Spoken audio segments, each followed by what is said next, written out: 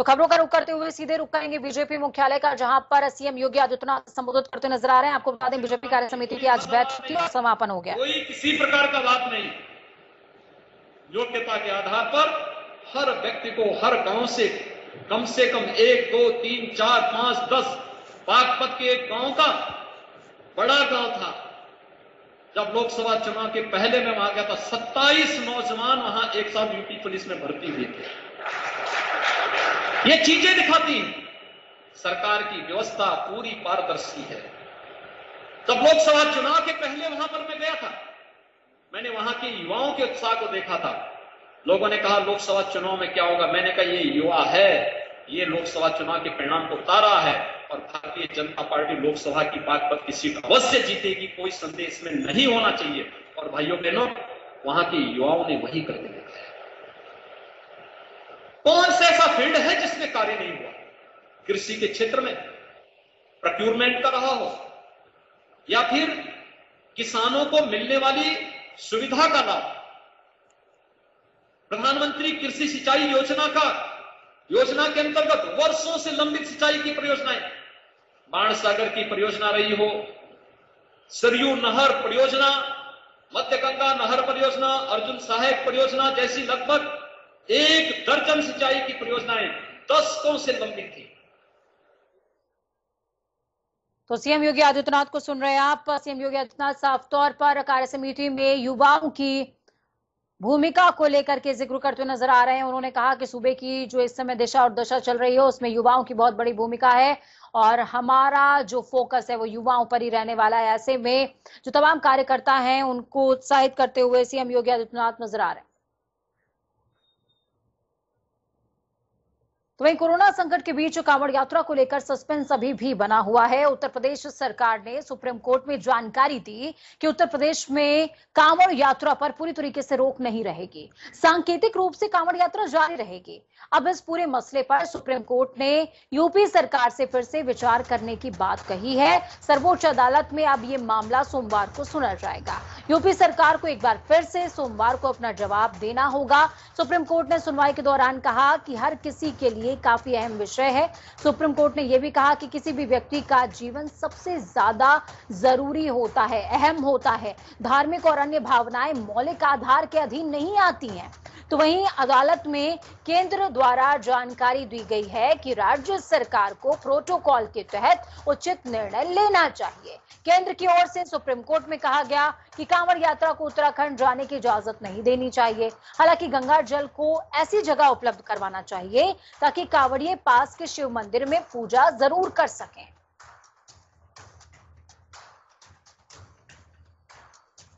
तो कांवड़ यात्रा पर कोरोना ब्रेक, और ये ब्रेक सिर्फ इस बार नहीं, पिछली बार भी लगा था। केंद्र ने कहा कांवड़ यात्रा की अनुमति नहीं दी जा सकती है। कांवड़ियों को हरिद्वार से गंगा जल लाने की अनुमति नहीं दी जानी चाहिए, बल्कि केंद्र सरकार की तरफ से ये पक्ष रखा गया है कि ऐसी जगह पर गंगा जल उपलब्ध कराइए जहां से कांवड़ियों को आसानी से मिल जाए गंगा जल।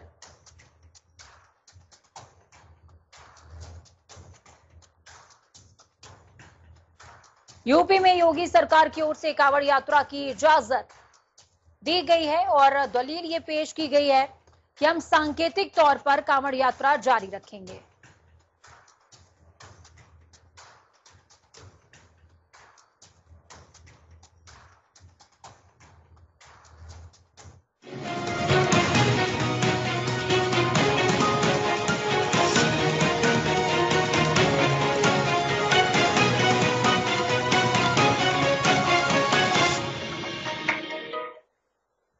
तो उत्तर प्रदेश चुनावी मोड में आ चुका है। उत्तर प्रदेश में अगले साल होने वाले विधानसभा चुनाव से पहले सभी राजनीतिक दलों ने अपनी कमर कस ली है। बीजेपी का आला कमान लगातार बैठकें कर रहा है।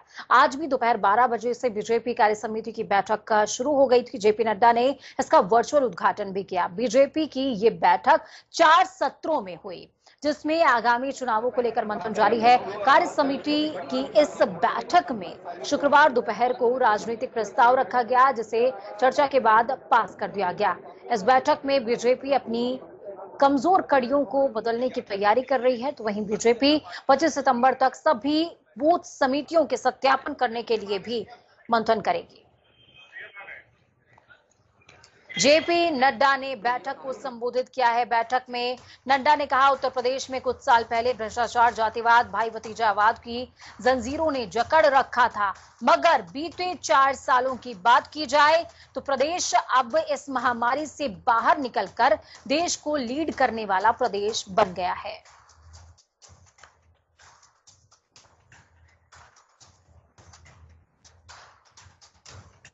यही उत्तर प्रदेश अगर हम याद करेंगे तो जातीय आधार पर सत्ता को लेकर और सत्ता का दुरुपयोग करके किसी समाज के वर्ग को साथ देना और किसी समाज के वर्ग को प्रताड़ित करना, यह उत्तर प्रदेश का ऑर्डर ऑफ द डे हो चुका था। विकास नाम की चीज नहीं थी। जातिवाद, भाई भतीजावाद, भ्रष्टाचार, अनाचार, इसका अड्डा बना था तो उत्तर प्रदेश। तो इस खबर पर ज्यादा जानकारी के लिए अनूप हमारे साथ में जुड़ चुके हैं ग्राउंड जीरो यानी कि लखनऊ से। अनूप, क्या कुछ अपडेट है ग्राउंड जीरो से आपके पास? बीजेपी एक्शन मोड में आ चुकी है। काशी में हर हर महादेव का उद्घोष और अब कार्य समिति की बैठक बेहद अहम। देखिए पूजा, उत्तर प्रदेश में सभी पार्टियां कहीं न कहीं चुनाव की तैयारी कर रही हैं। बीजेपी लगातार बैठकों का दौर जारी है। जिस तरीके से कल प्रधानमंत्री बनारस में हर हर महादेव का नारा देते हुए फिर उसके बाद बैठकों का दौर शुरू हुआ। आज प्रदेश की कार्य समिति की बैठक थी जिसका उद्घाटन राष्ट्रीय अध्यक्ष जेपी नड्डा ने किया है। जिस तरीके से उत्तर प्रदेश में चाहे पश्चिम में जो किसानों की बात आ रही थी नाराजगी, उसको लेकर, या फिर जिस तरीके से सरकारी योजनाएं, चाहे सिंचाई केंद्र की सिंचाई योजनाएं हो या तमाम ऐसे सरकारी, या फिर यूं समझिए कि कोरोना काल की उपलब्धियां, उसको लेकर लगातार मंथन हुआ। और ये हुआ कार्यकर्ताओं को निर्देश इस बैठक में जिस तरीके से जेपी नड्डा ने खासकर जीत का मंत्र दिया है कि इन सब जो योजनाएं हैं उनको लेकर कहीं न कहीं जनता के पास जाना है और मैसेज देना है कि उत्तर प्रदेश में सरकार ने जनता के लिए क्या किया है। तो ये कहा जा सकता है कि लगातार जिस तरीके से बीजेपी तैयारी कर रही है 2022 को, एक बार फिर से परीक्षा के मूड में आ चुकी है। पूरी तैयारी के साथ बीजेपी उतरती है जब भी, चाहे पिछले चुनाव की बात करें तो एक बार फिर से पूरी कमर कस ली है। आज जो 3-4 चरणों में बैठक होने वाली थी पूजा, 3 चरणों की बैठक समाप्त हो चुकी है। चौथी चरण की बैठक शुरू हो चुकी है जिसमें लगातार उद्बोधन, चाहे वहां दिल्ली से बात करें वहां से, या फिर लखनऊ में जिस तरीके से लगातार यहाँ पर मुख्यमंत्री अभी भी मौजूद हैं, प्रदेश अध्यक्ष बीजेपी के स्वतंत्र देव सिंह मौजूद हैं, दोनों डिप्टी सीएम भी मौजूद हैं और तमाम संगठन के जो नेता हैं, चाहे प्रदेश अध्यक्ष स्वतंत्र देव सिंह की बात करें, मौजूद है बैठक में। ये बहुत ही महत्वपूर्ण बैठक मानी जा रही है पूजा, क्योंकि जिस तरीके से कल प्रधानमंत्री नरेंद्र मोदी ने आगाज किया चुनाव का, ऐसे में कहीं न कहीं संगठन को पूरी तरीके से कोशिश। ठीक है, बहुत शुक्रिया अनूप हमारे साथ जुड़ने के लिए, अहम जानकारी साझा करने के लिए ग्राउंड जीरो से। तो आपने देखा और समझा कि क्या कुछ चल रहा है। बीजेपी मुख्यालय में बेहद खास की बैठक होने वाली है और दूसरी तरफ कांग्रेस क्या कर रही है। उत्तर प्रदेश विधानसभा चुनाव के सिलसिले में प्रियंका गांधी 3 दिवसीय दौरे पर यूपी पहुंचे हुई हैं, जहां कार्यकर्ताओं ने उनका जोरदार स्वागत किया। इसके बाद प्रियंका काफिले के साथ जीपीओ गांधी प्रतिमा पर धरने पर बैठ गई हैं, जमीन पर बैठी हैं प्रियंका गांधी। उसके बाद प्रियंका गांधी आगामी यूपी विधानसभा चुनावों को लेकर पार्टी के प्रदेश पदाधिकारियों और वरिष्ठ कार्यकर्ताओं के साथ बैठक करेंगी। असल में प्रियंका कांग्रेस को चुनाव में निर्णायक भूमिका में लेकर जाने की भरसक कोशिश कर रही हैं। प्रियंका दोपहर 12 बजे लखनऊ एयरपोर्ट पर पहुंची, जहां प्रदेश अध्यक्ष अजय कुमार लल्लू के साथ तमाम कांग्रेसी भी मौजूद रहे। इसमें कोई दो राय नहीं है कि सूबा इस समय चुनावी मोड में है और कांग्रेस भी वक्त की नजाकत को समझते हुए किसान, बेरोजगार, पिछड़ों पर दांव खेलने के मूड में है। इस राज जंगल राज कायम हो गया है, कानून का राज समाप्त हो गया है, महिलाओं की असमत सुरक्षित नहीं है, रोज लूट, हत्या, डकैती और बलात्कार इस प्रदेश की पहचान बनी है। निश्चित तौर से पूरा। तो 12 बजे लखनऊ पहुंची प्रियंका गांधी। महात्मा गांधी पर जीपीओ पर माल्यार्पण उन्होंने किया। तो ये तस्वीर आपको लखनऊ की दिखा रहे हैं। प्रियंका गांधी के आने पर पोस्टर से पटा हुआ लखनऊ और 4 तस्वीरें आपकी टीवी स्क्रीन पर। आगाज mission UP, Priyanka Gandhi mission UP का आगाज करने के लिए लखनऊ पहुंच चुकी हैं। एयरपोर्ट से निकलने के विजुअल्स आप देख पा रहे हैं। दूसरी तरफ जोरदार स्वागत किस तरीके से प्रियंका गांधी का किया है उनके कार्यकर्ताओं ने। हालांकि ये विवशता कांग्रेस की जरूर हमेशा से रही है, कि स्वागत जोरदार होता है, वोटों में तब्दील नहीं हो पाते हैं। रैली नहीं, शक्ति प्रदर्शन कहिए, हम इसलिए कह रहे हैं क्योंकि आज बीजेपी की कार्य समिति की बैठक है। कल पीएम काशी से आगाज करके गए हैं। दूसरी तरफ आज कांग्रेस की तरफ से प्रियंका गांधी वाड्रा पहुंच चुकी। दूसरी तरफ आप देख पा रहे हैं तस्वीर, बेहद अहम और खास तस्वीर है ये। जमीन पर प्रियंका गांधी वाड्रा धरने पर बैठ गई हैं और इस जगह पर तमाम कार्यकर्ताओं को बुला लिया गया है जहां पर प्रियंका गांधी वाड्रा इस समय मौजूद हैं। गांधी प्रतिमा की ये तस्वीर आप देख पा रहे हैं। गांधी प्रतिमा स्थल जीपीओ हजरतगंज के करीब, राजधानी का दिल कहा जा सकता है ये, जहां प्रियंका गांधी इस समय मौजूद हैं, धरने पर बैठी हुई हैं। 4 तस्वीरें, ये तस्वीर नहीं तासीर है। इस खबर पर ज्यादा जानकारी के लिए ग्राउंड जीरो से हमारे साथ संजीव कपासिया और ब्यूरो चीफ अनिल के अंकुर जुड़ चुके हैं। संजीव, क्या कुछ अपडेट है ग्राउंड जीरो से? बिल्कुल पूजा, देखिए इस समय प्रियंका गांधी यही जीपीओ पर धरने पर बैठी हैं। उत्तर प्रदेश में बिगड़ती कानून व्यवस्था और पंचायत चुनाव में हुई धांधली को लेकर प्रियंका गांधी ने पहले यहाँ पर गांधी की प्रतिमा पर माल्यार्पण किया। उसके बाद अपने सैकड़ों हजारों कार्यकर्ताओं के साथ धरने पर बैठ गई हैं। हमारे साथ तमाम कांग्रेसी हैं, को लेकर प्रदर्शन कर रही है। आपने पहले कहा कि बिगड़ती कानून व्यवस्था और जो पंचायत चुनाव में ये धांधली हुई है, किसान परेशान है, नौजवान परेशान है और लोकतंत्र की तो हत्या कर रहे हैं योगी आदित्यनाथ। सन्यासी के भेष में सीधे सीधे गुंडे हैं ये, तो गुंडागर्दी को समाप्त गांधीवादी तरीके से किया जा सकता है। इसलिए गांधी की प्रतिमा के तले प्रियंका गांधी जी पूरे उत्तर प्रदेश की जनता की, 23 करोड़ जनता की आवाज उठाने के लिए ठीक है संजीव। हमारे साथ में अनिल के अंकुर भी जुड़े हुए हैं, ब्यूरो चीफ। अनिल जी, जिस तरीके की तमाम तस्वीरें देखने को मिल रही है, कार्यकर्ता तमाम गांधी प्रतिमा पर पहुंच चुके हैं और बेहद खास ये तस्वीरें इस वक्त की, क्या लगता है कि एक्शन मोड में कांग्रेस आ गई है, लेकिन इस एक्शन का कितना रिएक्शन देखने को मिलेगा चुनावों में? देखिए पूजा, सबसे बड़ी बात यह है कि कांग्रेस ने जो आंदोलन हुई है, गांधी प्रतिमा, गांधी एक आंदोलन का नाम है। गांधी ने अंग्रेजों के खिलाफ नमक तोड़ो आंदोलन से लेकर के तमाम ऐसे सत्याग्रह आंदोलन चलाए, जिसमें उसके बाद सत्य और जीत हासिल की। तो इसी तरीके से महात्मा गांधी के आंदोलन को जो स्वरूप था, उसी आधार को मानते हुए कांग्रेस ने गांधी प्रतिमा से अपना आंदोलन शुरू किया है और चुनावी आगाज के आज ले लिया है। किस तरीके से कांग्रेस की उत्तर प्रदेश। संजीव, एक बार गांधी प्रतिमा स्थल की तस्वीरें दिखा दीजिए, उसके बाद हम इस खबर से निकलेंगे। पहले आप तमाम दर्शकों को तस्वीरें एक बार दिखा दें। बिल्कुल बिल्कुल, मैं अपने कैमरामैन से चाहूंगा कि वो गांधी प्रतिमा की तस्वीरें दिखाए। देखिए सैकड़ों हजारों कार्यकर्ता इस समय मौके पर मौजूद हैं पूजा, और जहां प्रियंका गांधी है उनको हजारों कार्यकर्ताओं ने घेर रखा है।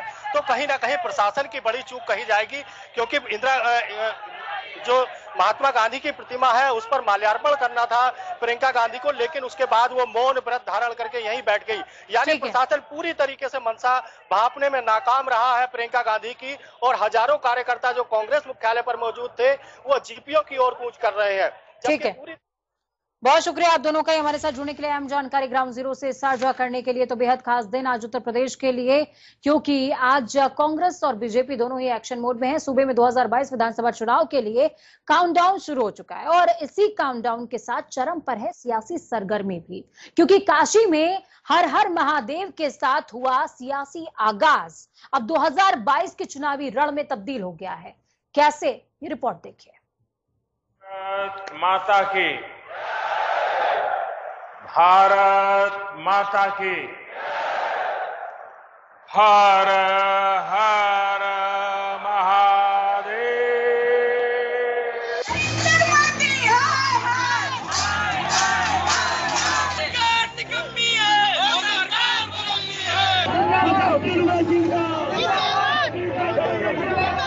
उत्तर प्रदेश में आगामी विधानसभा चुनाव 2022 के लिए राजनीति की बिसात बिछनी शुरू हो गई है।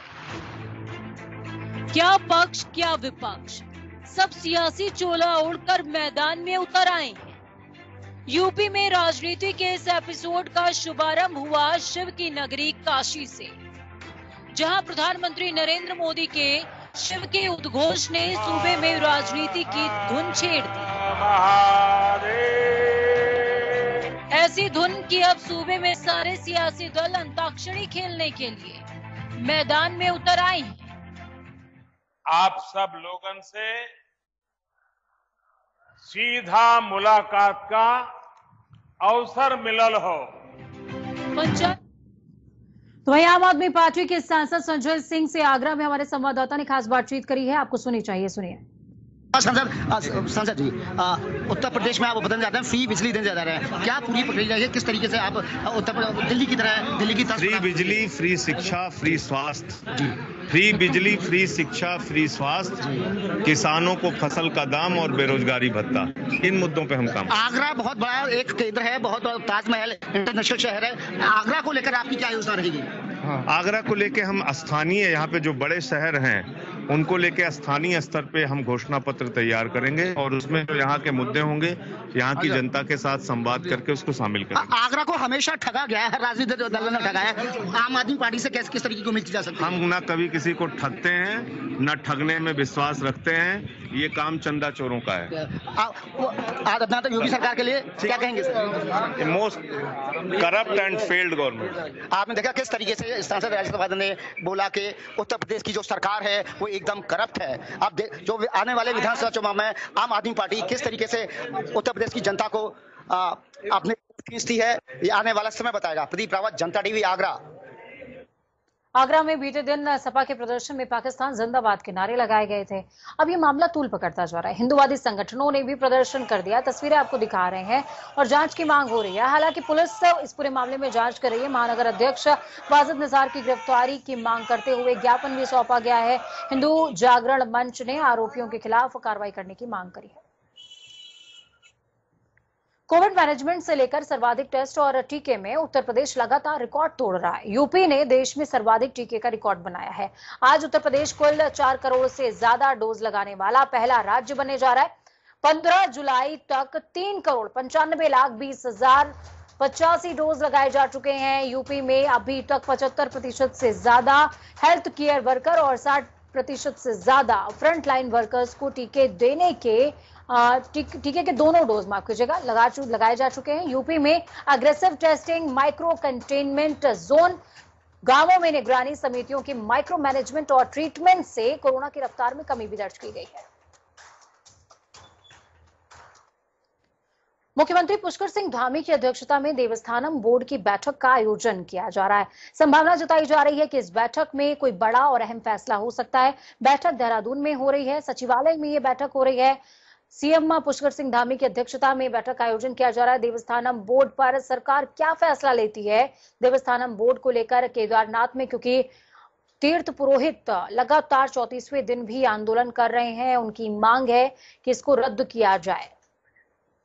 इस खबर पर ज्यादा जानकारी के लिए अजीत कंबोज हमारे साथ में लाइव जुड़ चुके हैं देहरादून से। अजीत, क्या कुछ अपडेट है ग्राउंड जीरो से आपके पास? बेहद अहम है क्योंकि 34 दिनों से ज्यादा का वक्त बीत गया है, पुरोहित लगातार आंदोलन कर रहे हैं।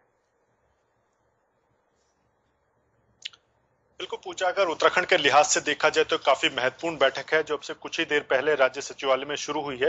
मुख्यमंत्री पुष्कर सिंह धामी की अध्यक्षता में देवस्थानम बोर्ड का भविष्य क्या होगा, इसको लेकर यह बैठक हो रही है, जिसमें धर्मस्व मंत्री सतपाल महाराज भी मौजूद हैं। साथ ही ये सही बात है कि लगभग 30 दिन से ज्यादा का समय बीत चुका है। चारों धामों में विरोध प्रदर्शन को होते हुए कुल 51 शक्तिपीठ, 51 मंदिरों को इस बोर्ड में शामिल किया गया है और जो सबसे ज्यादा विरोध है वो गंगोत्री धाम और केदारनाथ धाम में है, जहां पर बेहद ठंड के बावजूद लोग लगातार प्रदर्शन कर रहे हैं। जो वहां के पंडे पुरोहित है या हकूकधारी हैं, वो लगातार सरकार से मांग कर रहे हैं कि देवस्थानम बोर्ड को पूरी तरह से खत्म किया जाए और जो भी वहां की पुरानी चीजें हैं उनको यथावत रखा जाए। तो ऐसे में आज धामी सरकार क्या कुछ इस पर निर्णय लेती है, इस पर नजर रहेगी। लेकिन इतना तय है कि अगर सरकार कुछ पंडे पुरोहितों के विपरीत जाकर फैसला लेती है तो फिर आंदोलन और उग्र हो सकता है। बिल्कुल, बहुत शुक्रिया अजीत हमारे साथ जुड़ने के लिए, अहम जानकारी साझा करने के लिए। दूसरी तरफ उत्तराखंड में हरेला पर्व धूमधाम से मनाया जा रहा है। राज्यपाल बेबी रानी मौर्य, मुख्यमंत्री पुष्कर सिंह धामी और विधानसभा अध्यक्ष प्रेमचंद्र अग्रवाल ने प्रदेशवासियों को हरेला पर्व की शुभकामनाएं भी दी हैं और बेहद खास ये पर्व होता है। वक्त यहाँ पर छोटे से ब्रेक का, ब्रेक के उस पार खबरों का सफर लगातार जारी है। बने रहिए जनता टीवी के साथ, क्योंकि हमें आपकी ताकत। अपना और अपनों का बहुत ज्यादा ख्याल रखिए।